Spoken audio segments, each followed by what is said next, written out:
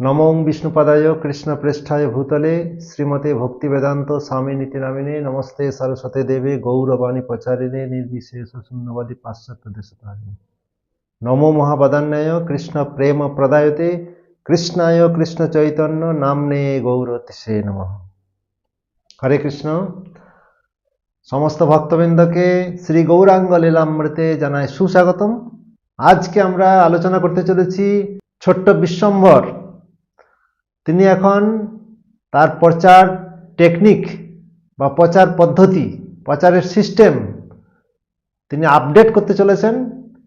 কারণ আগে তিনি প্রচার করছিলেন, তিনি কান্না করতেন আর পাড়া পড়শি সকলে হরিনাম কীর্তন করতেন, আর তিনি তখন হাসতে শুরু করতেন। এইভাবে ছোটবেলা থেকেই, অ্যাকচুয়ালি জন্ম থেকেই তিনি হরিনাম প্রচার শুরু করেছেন। এখন প্রভু বিশ্বম্ভর ভাবছেন যে আমার এই প্রচারের সিস্টেমটাকে একটু আপডেট করা উচিত, আর যারা এতদিন ধরে এই যে হরিনাম করছেন তাদেরকে কিছু গিফট দেওয়া উচিত। তাই তিনি এখন ভাবছেন আমি তাদেরকে কিছু গিফট দেব, কিন্তু বাড়ি থেকে গিফট দিলে সেটা তো আমার নয়, সেটা তো বাবা মায়ের হয়ে গেল। তাই তিনি এখন উপার্জন করে ভক্তদেরকে কিছু গিফট দিতে চান। সেই কথা আমরা আলোচনা করতে চলেছি। খুব ইন্টারেস্টিং কথা, আপনারা ধৈর্য ধরে একটু শ্রবণ করুন। আগের পর্বে আমরা শ্রবণ করেছি কিভাবে প্রভু বিশ্বম্ভর এখন ধীরে ধীরে চলতে শিখে গেছেন। প্রথম অবস্থায় তিনি বাড়ির অঙ্গনে ঘোরাফেরা করতেন, আর এই বিশ্বম্ভরকে দেখাশোনা করেন মা সচিমাতা, ঈশান ঠাকুর, দাদা বিশ্বরূপ, আর বাবা যখন বাড়িতে থাকেন জগন্নাথ মিশ্র, তখন তিনি দেখাশোনা করেন। তো অধিকাংশ সময়ই জগন্নাথ মিশ্রকে পূজা অর্চনা বা বিভিন্ন কর্মসূত্রে বাইরে যেতে হয়। বাড়িতে থাকেন মা, ঈশান ঠাকুর, বিশ্বরূপ। বিশ্বরূপ তো সকালবেলায় পড়াশোনার জন্য টিউশন পড়তে চলে যান। বেশিরভাগ সময় ঈশান ঠাকুর তিনি এই ছোট্ট বিশ্বম্ভরের দেখাশোনা করেন। ঈশান ঠাকুর তিনি হচ্ছেন অদ্বৈত প্রভুর শিষ্য বা স্টুডেন্ট। একবার অদ্বৈত প্রভু ঈশানকে প্রশ্ন করছেন, ঈশান, তোমার জীবনের কোনো অভিলাষ আছে নাকি? তুমি কি কিছু হতে চাও ভবিষ্যতে? তখন ঈশান বলেন, প্রভু আমাকে এমন আশীর্বাদ করুন যেন আমি সমগ্র জগতে দাস নামে খ্যাতি লাভ করতে পারি, আমাকে সবাই যেন দাস নামে চেনে। দ্বিজকুলে জন্মতে হয় ঈশান দাস নামে, শিষ্য করি সীতানাথ জিজ্ঞাসে ঈশানে। কি বাঞ্ছা ঈশান তোমার কহ অভিলাষ, আজন্ম আমার খ্যাতি হয় যেন দাস। আনন্দে বলেন গোসাই, যাহ নবদ্বীপে, চলিল ঈশান প্রেমে সচির সমীপে। সেই দিন থেকে অদ্বৈত প্রভু ঈশান ঠাকুরকে পাঠিয়ে দিয়েছিলেন শান্তিপুর থেকে নবদ্বীপে এই জগন্নাথ মিশ্র এবং সচিমাতার গৃহে। তো সেই যে তিনি এলেন এবং সচিমাতাকে মায়ের মতো সম্মান করতেন, জগন্নাথ মিশ্রকে পিতার মতো সম্মান করতেন, আর ছোট্ট বিশ্বরূপ এবং বিশ্বম্ভরকে তিনি নিজের ভাইয়ের মতো আদর আপ্যায়ন দিয়ে, স্নেহ ভালোবাসা দিয়ে তাদেরকে বড় করে তুলেছিলেন। ঈশান ঠাকুর বাড়ির সমস্ত কাজ করতেন। গঙ্গা থেকে জল এনে দেওয়া, বাজার করে দেওয়া, বাগিচা তৈরি করা, সেখানে ফুল গাছ লাগানো, তুলসী গাছ লাগানো, সবজি চাষ করা, শাক, বিভিন্ন রকমের সবজি ইত্যাদি তিনি চাষ করতেন, তাদের যত্ন করা। আর অধিকাংশ সময় প্রভু বিশ্বম্ভরকে নিয়ে তিনি সময় কাটাতেন। বিশ্বম্ভর বিভিন্নভাবে তিনি চঞ্চলতা প্রকাশ করতেন, ঈশান সেগুলি সব সহ্য করতেন। নিমায়ের চাপল্য যত সহে অনুক্ষণ, ঈশান বিহীন নিমায় নহে এক্ষণ। বিশ্বম্ভর ছোটবেলায় প্রচন্ডভাবে দুরন্তপনা শুরু করেছিলেন। দুর্দান্ত বালক, চঞ্চল বালক, কিন্তু তথাপিও ঈশান ঠাকুর তাকে স্নেহ ভালোবাসা দিয়ে সব সময় কোলে পিঠে করে তিনি মানুষ করেছেন। নিমাইয়ের চাপল্য যত সহে অনুক্ষণ সব সময় এই নিমাইয়ের চপলতা তিনি সহ্য করেছিলেন।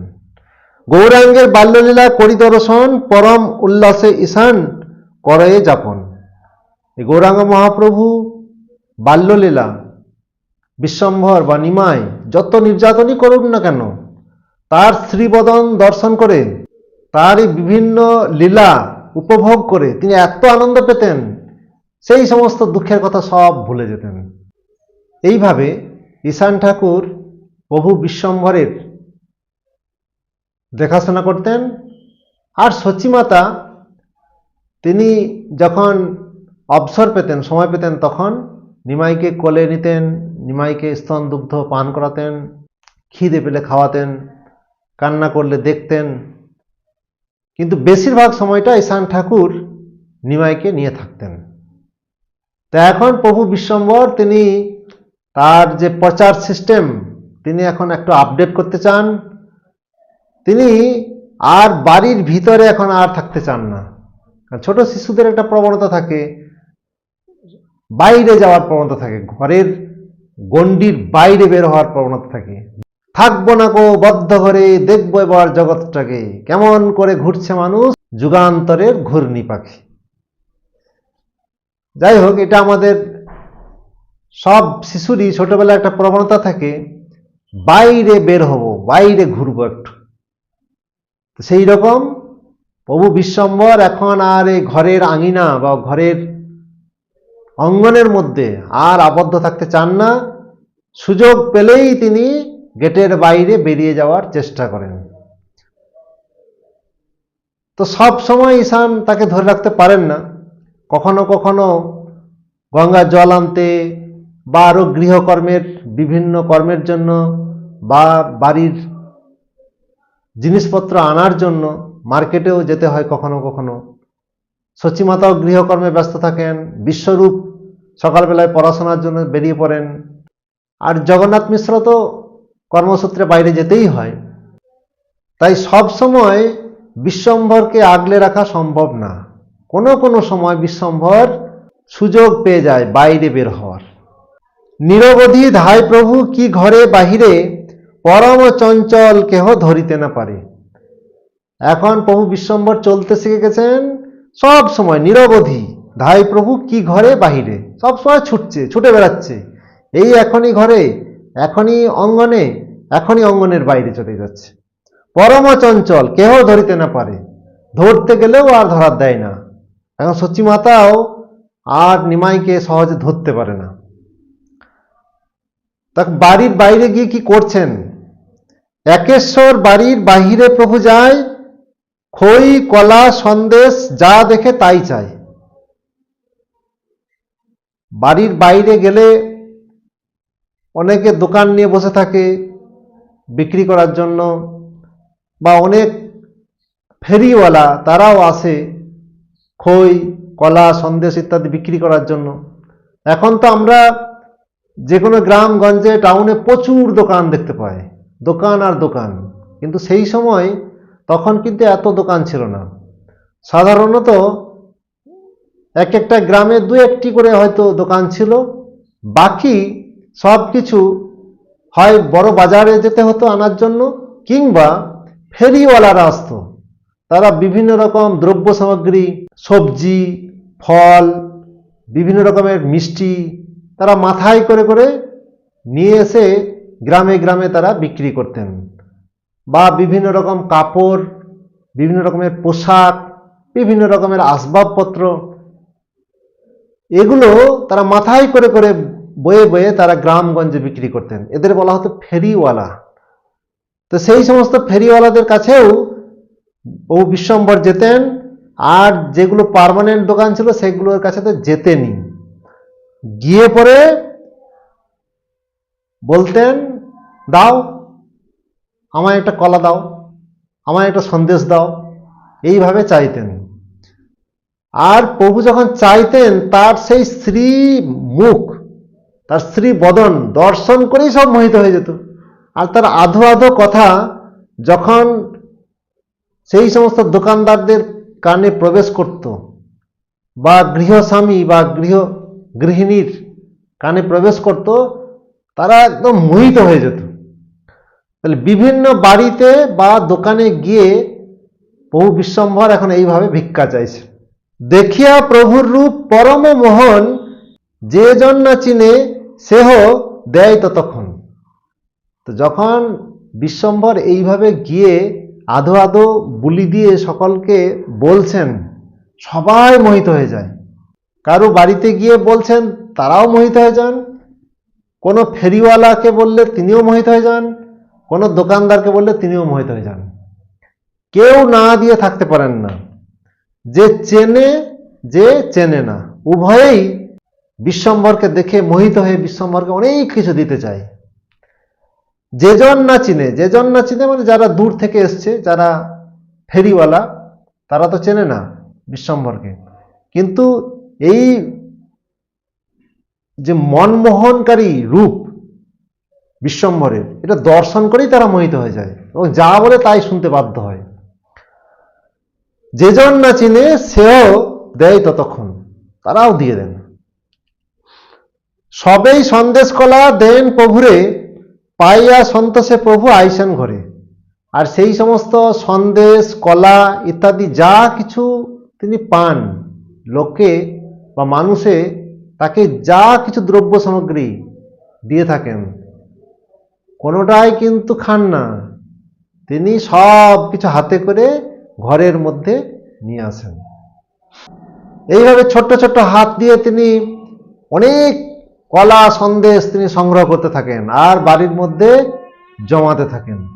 তারপর যখন সেই সমস্ত স্ত্রীগণ যারা ওই হরিনাম শোনাতে আসেন প্রভু বিশ্বম্ভরকে, কারণ তারা জানেন যে চলো আমরা সচী মায়ের যে সন্তান, ছোট সন্তান বিশ্বম্ভরকে চলো একটু হরিনাম শুনিয়ে আসি, সে খুব আনন্দ পায়, সে আনন্দে নৃত্য করে হরিনাম শুনলে পরে। তো সেই সমস্ত স্ত্রীগণ, যে সকল স্ত্রীগণে গায়েন হরিনাম, তাসবারে আনি সব করেন প্রদান। সেই সমস্ত স্ত্রীদেরকে প্রভু ডাকেন আর বলেন, বলো হরে কৃষ্ণ, হরে কৃষ্ণ বলবেন, আর এই নাও তোমার গিফট। বলো হরে কৃষ্ণ, হরে কৃষ্ণ বলবেন, আবার গিফট। এটা হচ্ছে তোমাদের গিফট হরিনাম করার। তা আগে তো প্রভু কান্না করতেন আর হরিনাম করলে পরে তিনি খুশি হতেন, আনন্দে নৃত্য করতেন। এখন প্রভু সিস্টেম আপডেট করলেন, এখন যেই হরিনাম শোনাবে, যেই হরে কৃষ্ণ কৃষ্ণ কৃষ্ণ হরে হরে, হরে রাম রাম রাম হরে হরে, এই মহামন্ত্র যে জপ করবে, কীর্তন করবে, প্রভু তাকেই একটা করে সন্দেশ বা কলা যেন তেন প্রকারেণ তাদেরকে একটা করে গিফট তিনি প্রদান করবেন, তাদেরকে খুশি করার জন্য। বিশ্বম্ভরকে খুশি করার জন্য বিভিন্ন মহিলারা তারা আসেন হরিনাম করার জন্য, আর হরিনাম শুনে বিশ্বম্ভর খুশি হয়ে তাদেরকে এখন সন্দেশ, কলা আদি গিফট প্রদান করছেন। বালকের বুদ্ধি দেখি হাসে সর্বজন, হাতে তালি দিয়া হরি বলে অনুক্ষণ। এই বালক বিশ্বম্ভরের বুদ্ধি দেখে সমস্ত মহিলারা খুব হাসে আর আরো আনন্দে তারা হরিনাম করতে থাকেন হাতে তালি দিয়া, হরে কৃষ্ণ কৃষ্ণ কৃষ্ণ হরে হরে, হাতে তালি দিয়া হরি বলে অনুক্ষণ। এইভাবে সব সময় তারা হরি বল বা হরে কৃষ্ণ মহামন্ত্র তারা কীর্তন করতে থাকেন। এইভাবে প্রভু তার প্রচার সিস্টেমকে আপডেট করলেন এবং এখন যারাই হরিনাম করবেন তারাই প্রভুর কাছ থেকে সুন্দর সুন্দর কলা, সন্দেশ ইত্যাদি গিফট পাবেন। হরে কৃষ্ণ। তা আমরা ধারাবাহিকভাবে শ্রী গৌরাঙ্গ লীলামৃত বর্ণনা করে চলেছি। আপনাদের মোবাইলে প্রতি সপ্তাহের মঙ্গলবার এবং শনিবার সন্ধ্যা 7টায় একটি করে নতুন ভগবান চৈতন্য মহাপ্রভুর লীলাকথা উপস্থিত হয়ে যাবে। যদি আপনারা এই চ্যানেলটিকে সাবস্ক্রাইব করে রেখেছেন, আর যদি না রেখেছেন তাহলে দয়া করে সাবস্ক্রাইব করে নেবেন। তাহলে অবশ্যই সুন্দর সুন্দর গৌরাঙ্গ মহাপ্রভুর লীলাকথা আপনারা প্রতি সপ্তাহে মঙ্গলবার এবং শনিবার সন্ধ্যা 7টায় শুনতে পাবেন। আর যদি এই সমস্ত লীলাকথা শুনে আপনাদের আনন্দ লাগে তাহলে এগুলি শেয়ার করবেন, আর ইচ্ছা হলে অবশ্যই একটা লাইক প্রদান করবেন। হরে কৃষ্ণ। শ্রী চৈতন্য মহাপ্রভুর লীলা কথা শ্রবণ করার জন্য আপনাদের অসংখ্য অসংখ্য ধন্যবাদ। হরে কৃষ্ণ।